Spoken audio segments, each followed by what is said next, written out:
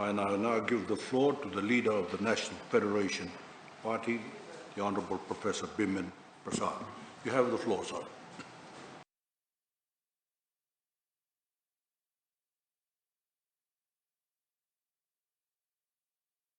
At that framework, I think it is important to have that framework and also to have a strategic plan.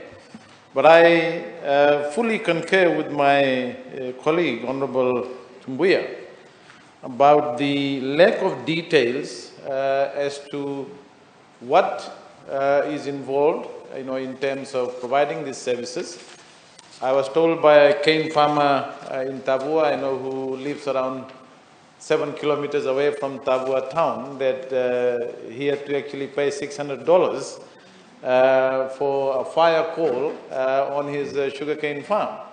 So we need some clarity, some details as to what are the nature of the services that the National Fire Authority is going to provide. Is it confined to just services to the ratepayers?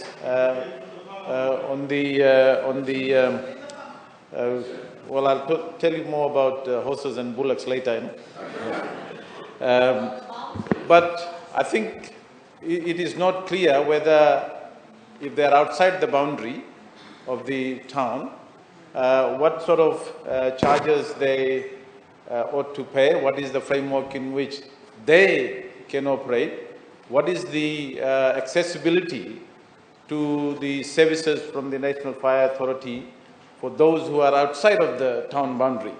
And it is absolutely important. I know the Minister talked about 1,193 villages and settlements. I think it's a good idea to provide the capacity building, provide the support to villages and settlements so that they understand the risks involved in a situation where you have fire.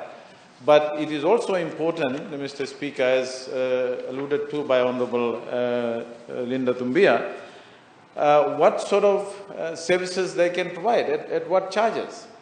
And invariably, these would be people who are poor, who are finding it difficult to make ends meet. And on top of that, if you landed with a fire, you got to pay for those services. So we need some clarity, Mr. Speaker, on that. On that note, Mr. Speaker, I also think that while this is a very important subject, there is much more, and I hope that the Honourable Minister will give another ministerial statement on a number of other issues under her portfolio with respect to the deteriorating infrastructure in towns and cities, rates, hikes, regulations. There are a lot of issues that the Minister has to inform Parliament as to what and how she is dealing with it, because those are very, very urgent issues right now facing our people in towns and cities. And I hope that the Minister would, Mr. Speaker, in the course of this week, provide a ministerial statement and address some of those issues that have been of concern to towns and ratepayers in all the towns and cities. Last week, Mr. Speaker, I was in Sabu. There are serious issues about machines not working, about drains not being clean.